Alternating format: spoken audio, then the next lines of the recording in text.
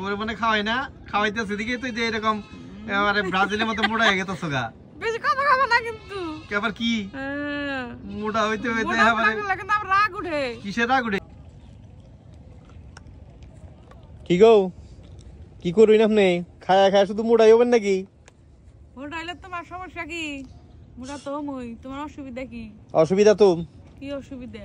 কত কিছু তো অসুবিধা হয়। কোন এত অসুবিধা হয় তোমার? এগুলা যদি বুঝতা তাহলে আর মোটা হইতা না।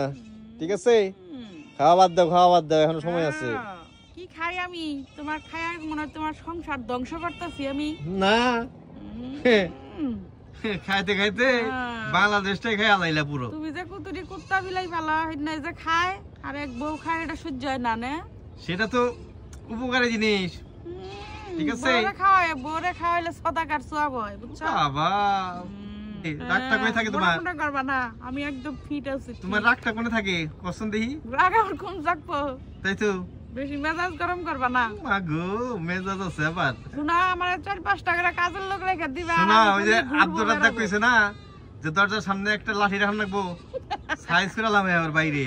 বাবা রে বাবা, জীবনে একটা বাড়ি দিয়া হাঁটছ? দিমু সামনে ইনশাআল্লাহ। বাড়ি মারবো? জীবনে একটা দিবার সাহসী হয় নাই এ পর্যন্ত। বাড়ি মারবো?